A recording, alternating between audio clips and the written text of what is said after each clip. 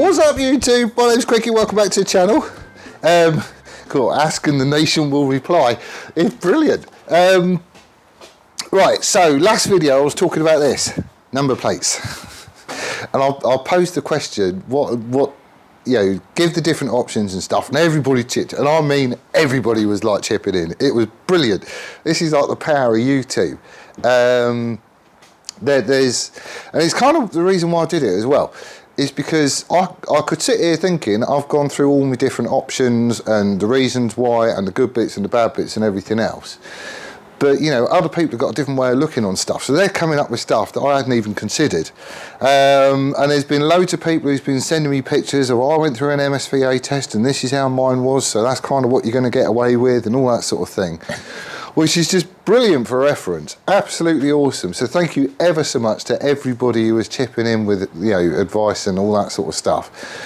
You know, it's the beauty about having a channel is there's a very large room of people that you can ask questions of, and they tend to want to reply, which is mint. So I think I've decided what I'm going to do.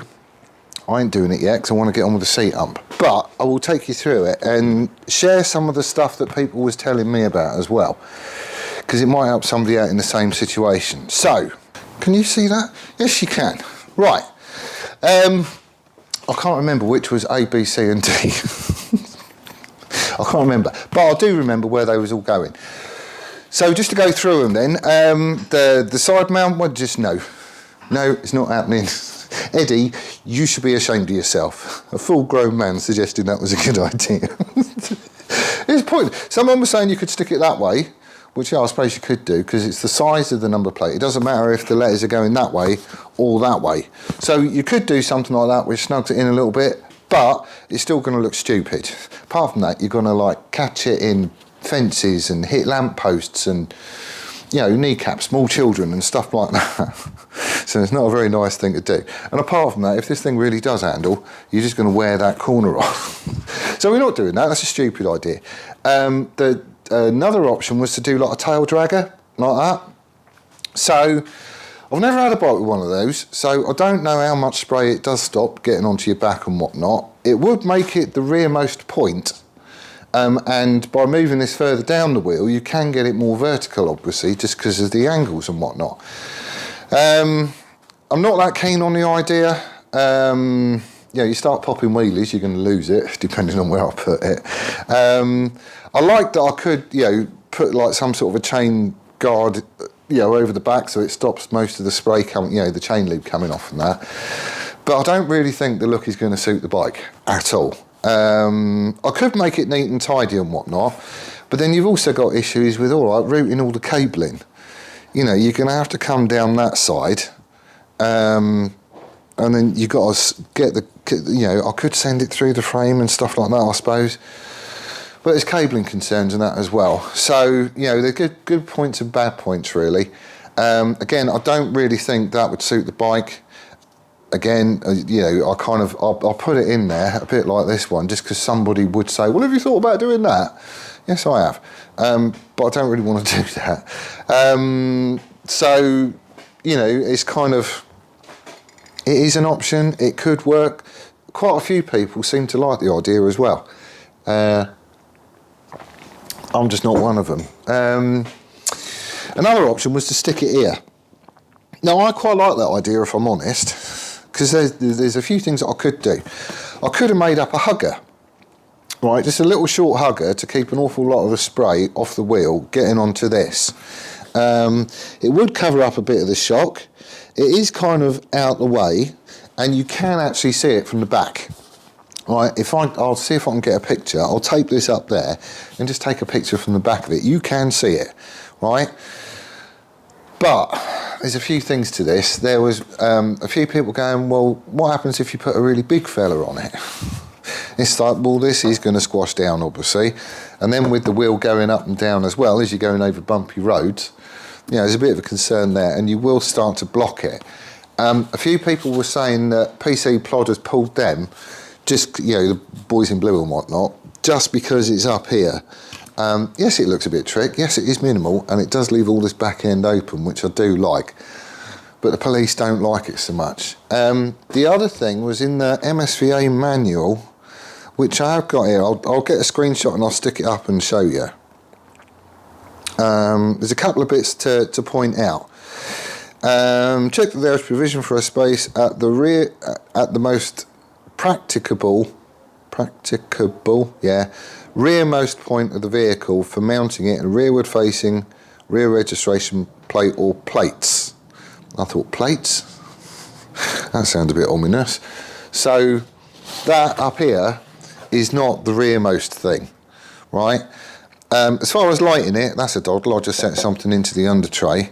As far as you know, getting wires to it and all that sort of stuff, well, that will be hidden under here as well. But then I've still got to think about indicators, and just having it there, you know, it's not ideal. But then it was the plates bit as well that got me. So it says, where the most practical rearmost point for mounting the number plate is a side mount. So Eddie, this is you again, down here.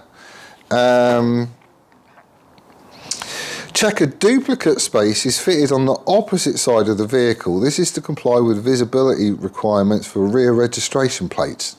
So you've got to have one on each side. Really? I've never seen a bike with a number plate on each side, but in this test, and they're specifically looking for it because there's like a whole criteria about reasons to fail and all that sort of stuff. If you haven't got that provision, then you'll fail it if it's a side mount, which, you know, I mean, that seems a bit stupid, doesn't it? So anyway, but it's like the rear most practical place to put it, and that ain't it. My original idea was to shove it here.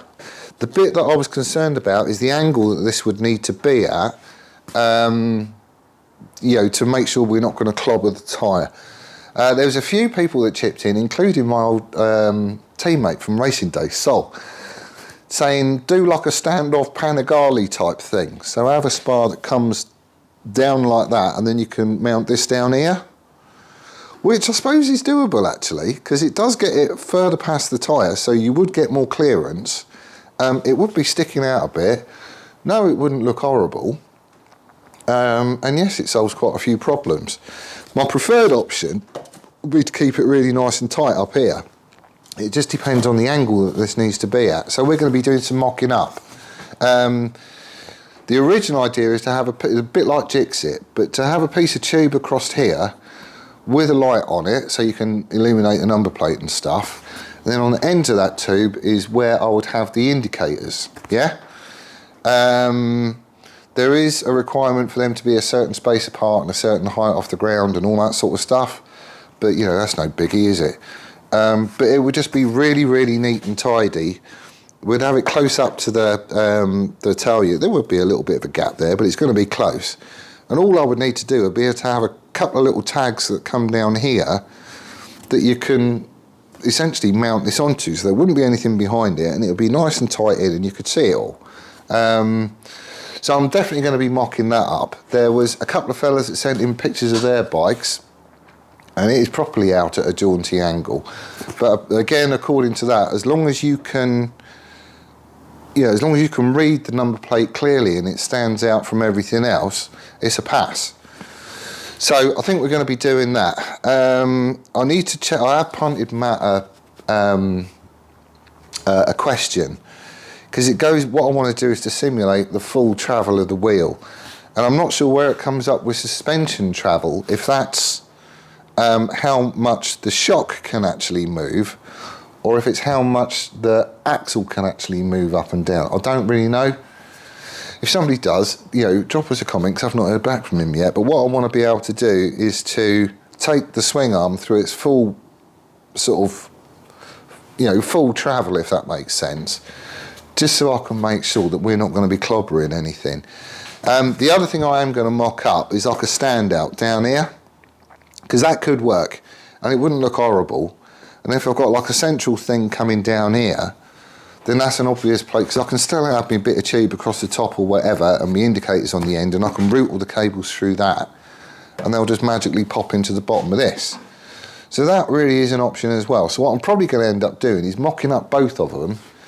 You know, it probably won't be like the finished thing or anything, and this will probably get made out of alley, just to try and keep the weight down on the back. But they're the two things I think that I'm going to be mocking up. One standoff and one Type 2. Because it just makes most sense. And it's kind of, it is in keeping with the picture of the bike that I originally had. That's kind of how I wanted it to look. It's just these clearance issues that's got me worried. As soon as we pass the test, that one is going in the bin, and something a bit nicer is going to go on. I'm probably going to have 2 number plates.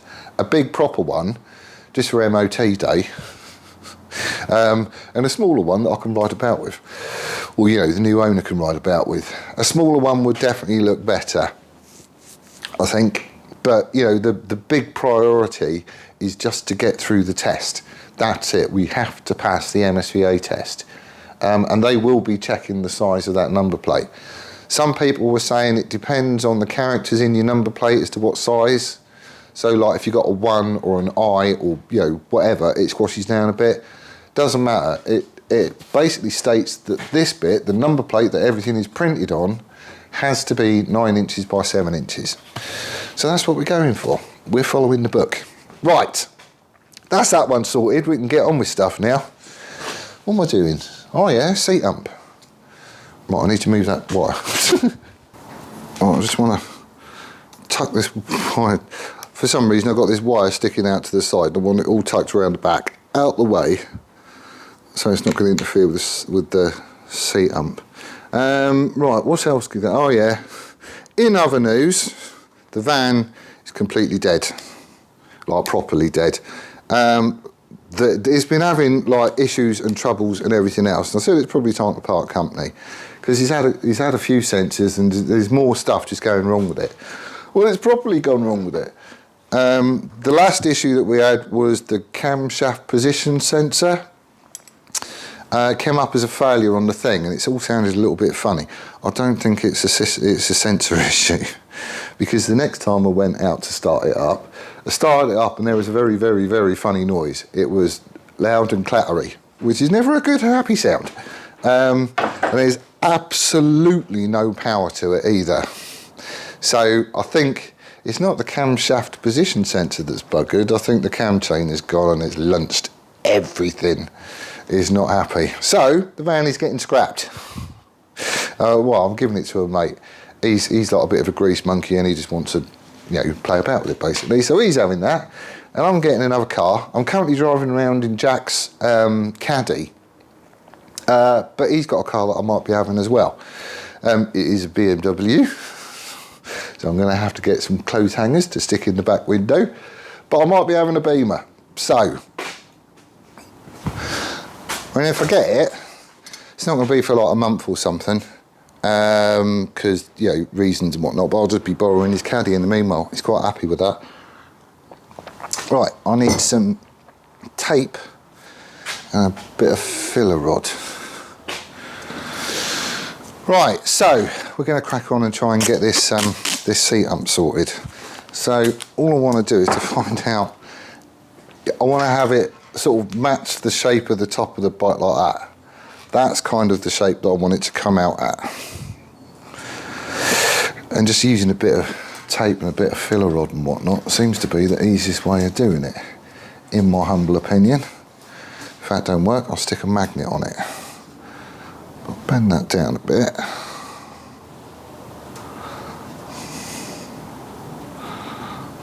Come on.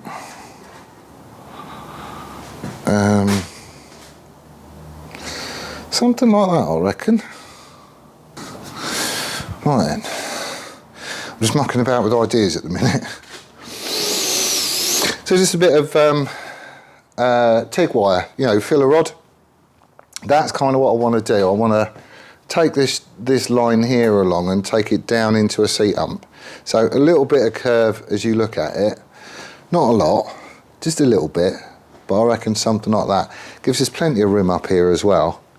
The seat, don't forget, it's only going to be quite a short one. It's going to get to about here and then come down right in front of the battery, as close to as I can get it on the battery. So we're not talking about a big seat hump at all, because you've got to wedge a person in there. The seat is probably going to get to about yay height. I want a couple of inches in there. So it's going to come up off this frame tube about like yay. So what's that, 20 mil?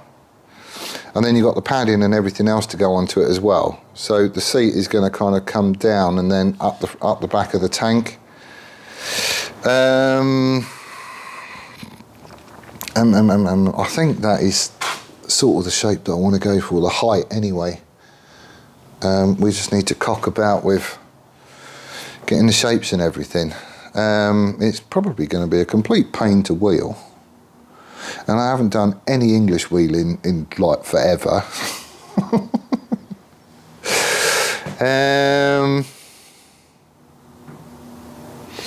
But I reckon that's how we're going to do it. There is going to be a little bit of a lip on this side, not a lot.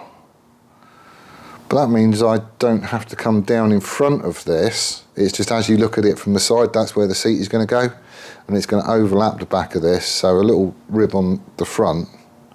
We probably do actually. That would probably do it. Right, let's we get a bit of, what wood have I got? Have I got any thin plywood? I don't know. Let me have a look. Right, so that's the width, and that is pretty much the height.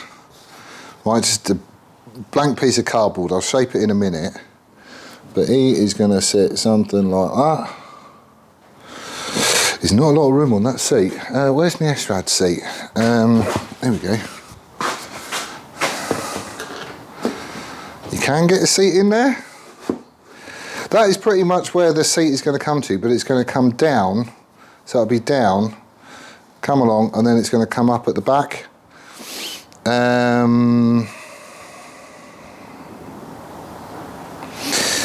So I can get a seat in there.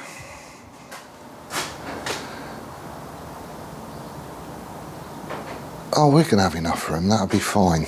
I can always do something a bit funky with where the battery is. If you have a look at the battery, I'll move you over here so you can see. Right, so if you have a look from this side, just because then you can see what I'm seeing with the battery. He's going to go up like that. We'll have a seat in there-ish. Right, I might have to tilt the battery back a bit, because you can see it's doing this, purely because I mounted those two parallel. However, I've got quite a lot of room down the back here. There's like an inch there, so I could tilt the whole battery back. That would move this corner back a bit, so then I could get a bit more of a slope to the back of the seat. Which I might end up doing. I might just loosen those off and put some spaces in here. Just actually, what have I got? I must have something I could do.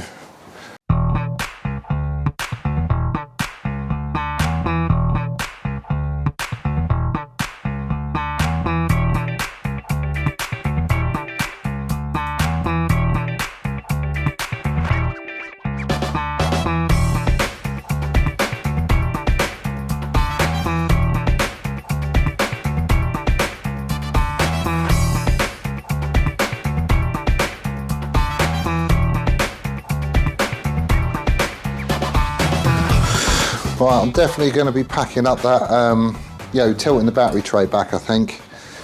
It does give me quite a bit more room. It doesn't look like much, but it is enough to make a difference. We're running a full-size gel battery in here. I'm not going lithium ion. I'm still hearing horrible stories about them, and I know there's a whole load of people that's going to go, oh, go for it, they're tiny, they're lightweight, they're, loads of cranking amps and blah-de-blah-de-blah, but I'm still not happy with them. But doing it like that, I can get the seat to sit flat, which is, parallel to this, which is kind of what I want. We're going to have a little stand-up back bit to it. He will get cushioned. I can always do something with this edge, but I think tilting it back, and it will go back a little bit more as well. So I reckon that's what I need to do. So he's going to want to go up about 10 mil. It's got 8 mil packers in there at the minute, but I reckon if we go 10, that'll do. So I just need to I need to bend up some little brackety jobbies, have those ones there off, put some different ones on and tilt the whole thing back, and then I can start on the seat hump. Seat hump is going to be a dead funky shape. It's going to be kind of cone shape, but then you've got these bits here as well, its shoulders. So it's going to be interesting trying to wheel that, isn't it? I haven't used the English wheel in ages.